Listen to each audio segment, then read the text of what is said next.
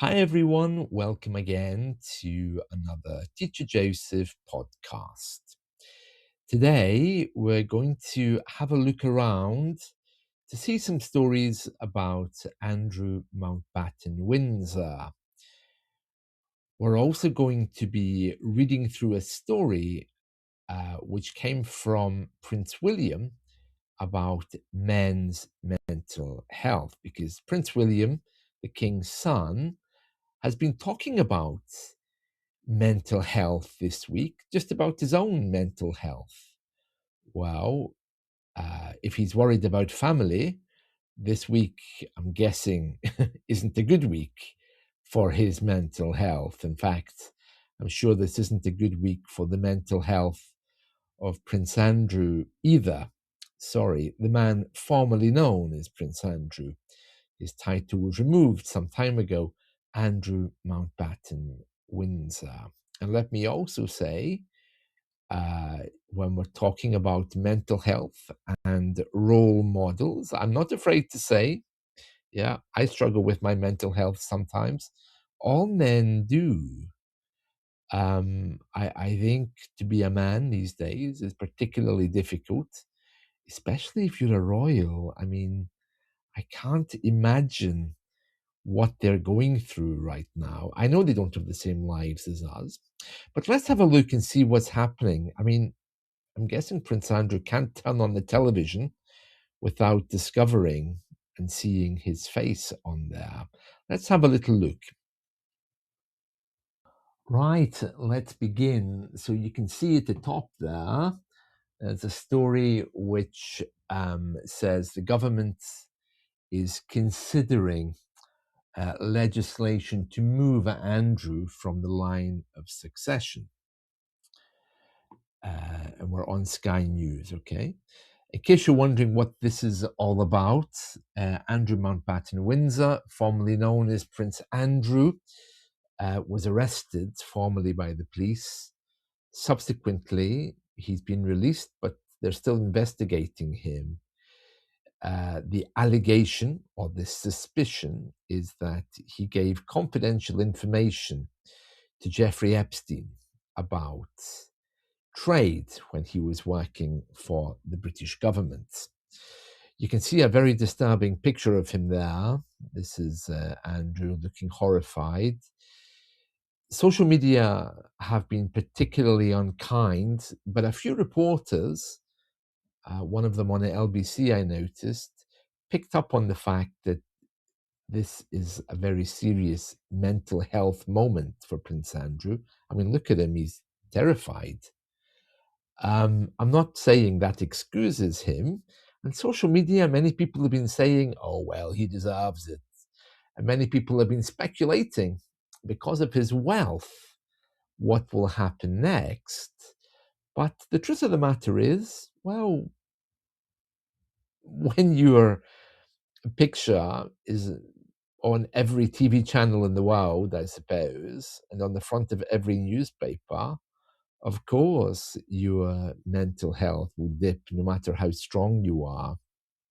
And anyway, it says here the government is considering legislation to remove him from the line of succession. Well, that's really nice, but I'm not sure they can do that without the royals agreeing to it. So he's eighth in line to the throne. The king probably will be forced to reinvent how the royals work, but they're experts at this. I mean, it's what the royals do. It's how they've survived for all of the time that they have. They've been experts at winning over the public, even during the war. Do you remember they had German names, and they were all changed to Windsor, a very English name, because of course their ancestry is German. So yeah, they reinvent themselves. They have a marketing machine just like any other company. So I don't think there's much fear of them collapsing, but this will be one of the biggest challenges that they've ever faced, I think. So here you can see the police continue searches at Royal Lodge after Andrew's arrest. But the latest is that they're considering legislation to remove him. And if we just, there he is on the left, the king on the right, and I have no idea who that woman is standing between them. She's probably the reporter, isn't she? I don't know. I'm not going to play this. Let's see. It says here the government to consider new law to remove Andrew from the line of succession. It's just, if they could kill him, they probably would. I mean, they just obviously don't like him anymore.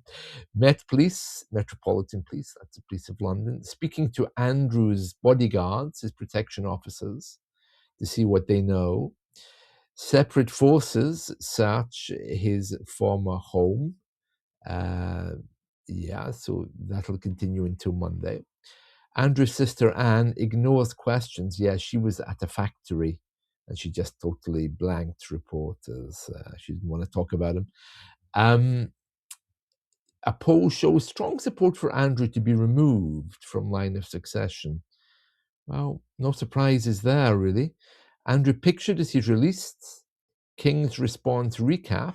Yeah, because the king, he actually appeared, didn't he?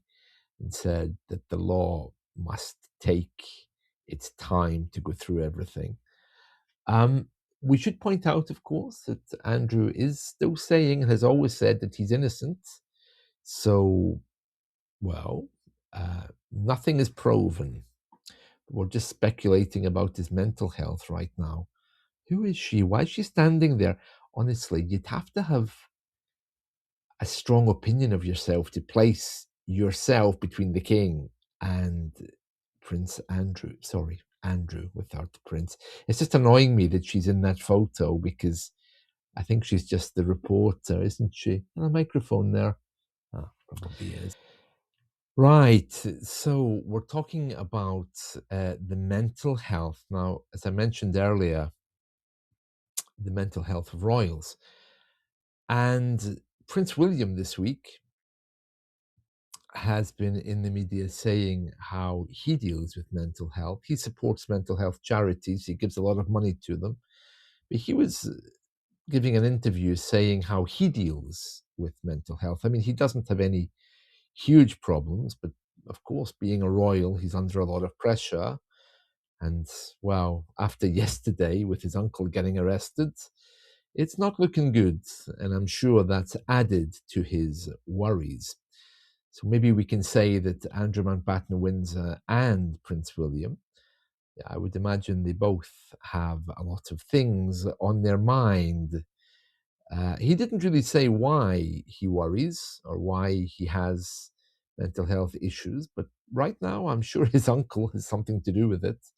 Let's go and see what William says. Right, we're just having a very quick look at this story. Prince William says it took him a long time to understand his emotions. And I'm not playing this because he's talking very fast and I think he's nervous talking about it. But he's being very open, honest, and frank, saying that he had his own problems with mental health. Well, coming from a family like that, I'm not surprised.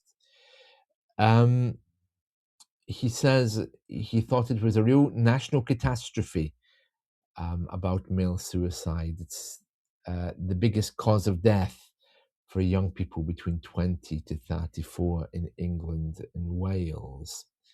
And this is a very long article, but he's just saying, people should love themselves and try to understand themselves. I agree with him about the role models. I mean, he is saying, where is it? He says somewhere near the beginning here that, there we are. We need more male role models to talk about their mental health publicly. Well, okay, hands up, my mental health isn't always the best. I'm not seriously ill or anything, but I get very anxious sometimes, depressed, but isn't it normal? No, I think we all go through that. But yeah, during my lifetime, especially in my 30s, I think, yeah, 20s and 30s were a very difficult time for me. These days, yeah, I cry. Nothing wrong with that, is there? I always say that when I'm teaching English, I attract sometimes people who are searching or people who have mental health problems. I don't know why. I'm perfectly fine. I mean, I don't know why I would attract people with problems, but who knows? Anyway, yeah, that's all I'm going to say on the topic. But yeah, I think he's right. But yeah, this week probably wasn't the best for him for his mental health, I suppose. But let's keep that in mind. Great to see you all. I'll be back again soon. Bye.